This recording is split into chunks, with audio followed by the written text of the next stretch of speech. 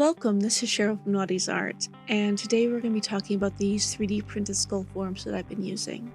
A few weeks ago I was looking online and I saw some that were made of resin, and I love the idea. I thought it was great, but they're rather pricey. Since I own a 3D printer, I thought this would be something easy that I could do myself. I looked around online and I found actually a simplified skull form specifically for sculpting on Thingiverse, and it was almost perfect. The only problem I had with it was that the eye sockets were rather flat. I wanted them more inset to use eye forms, so I took the STL into Blender and I deepened the eye sockets. I tend to use either plastic or steel ball bearings, or sometimes beads, depending on the size of the eye that I need. This is just my preference for sculpting. So this is a head that I've started adding clay to, and I'm really happy with it so far. I like that the skull form is simple enough that all it's doing is helping me with the proportions and maintaining a proper scale. I do have a tendency that my heads tend to drift in size a little bit. They tend to get a little too large. Having a skull that is exactly the right scale keeps that from happening. So now let's look at how I use it. So the first thing you'll need to do is go into Thingiverse, either to my version, which is right here, or the original. Both are linked down in the description. And this is very simple. You just go to the site, you download the STL, and that's it. It is completely free to download it. Now, once you've done that, you need to open up the file in Cura, or whatever slicing software you are using. I use an FDM printer, which uses filament. This should work just as well with resin. The only issue with resin is sometimes it can cause silicone to not cure. So if you are molding and casting your pieces, that might be a problem. But if it's completely covered in clay, that should eliminate the silicone curing inhibition that is caused by various resins. Now the next thing you need to do is determine the scale. I have a handy little chart that I will also link down in the description that I worked out all the math for how large a head should be for specific scales of sculpture at various average heights. If I got the math wrong, please by all means in the comments let me know. And to get the scale of your head, you just want to adjust the overall scale using the Z-axis measurements. That is the height measurement. And you just want to make sure to set to uniform scaling so that when you change the Z scale, it also changes the X and the Y. If you're sculpting at a larger scale, you might want to shave off a few millimeters to account for the thickness of the clay. I don't think that's a major problem, so I haven't bothered to do that. But if you think it will be, certainly scale down just a little bit smaller. And that's it.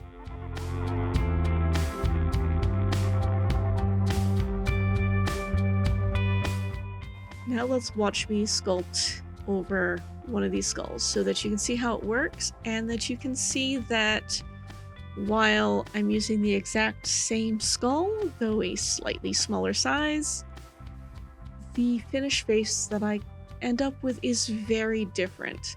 The skull is only giving a basic armature framework. It is not significantly affecting the soft tissue parts of the face that you are adding when you sculpt. So you can do a wide range of faces from very feminine to very masculine, to old, to young, though I will make a caveat that when I say young, I mean young adult or older teenager. This skull is not a child scale skull. Children's skulls have very different proportions from adults. Their eye sockets are larger, their jaws are smaller, so this will not work for a child or baby. But for anyone who is from puberty age on up, it will work perfectly fine. Now, it might be a little harder on older faces if you're sculpting someone who has lost their teeth. That drastically changes the shape of the jaw. This is for a face with a closed mouth, either lips closed or lips open in a smile, but with the teeth together. I am working on modifying this to have a detachable jaw that can be hinged to make it easier to sculpt open mouths, but I haven't done that yet. Once I do, I will be making that STL available as well. So let's watch the rest of the sculpting until the end.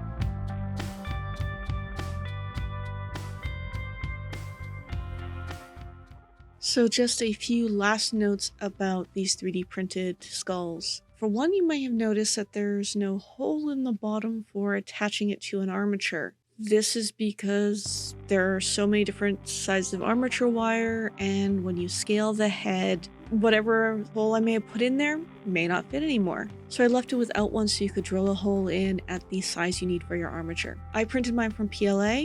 I do not have a resin printer, so I do not know how well those work in terms of drilling in. PLA is easy to drill, it is easy to sand, it also glues well, which means that when you do drill the hole for the armature wire, you can then super glue it in quite easily. I'm really enjoying this technique, it's saving me a lot of time. I would love to see what other people do with this. If you do use these, by all means, send me some pictures. Tag me on Instagram or on Facebook or on Twitter. All of my social medias are down in the description.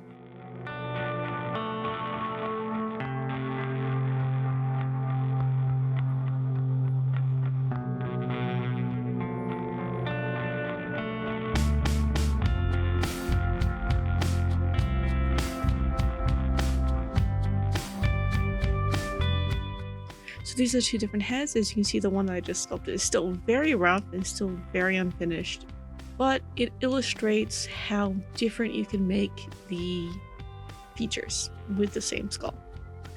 If you found this video helpful or informative, please like and subscribe and all that jazz. You can also buy my artwork on Etsy or support me on Patreon. So until next time, I thank you for watching and bye-bye.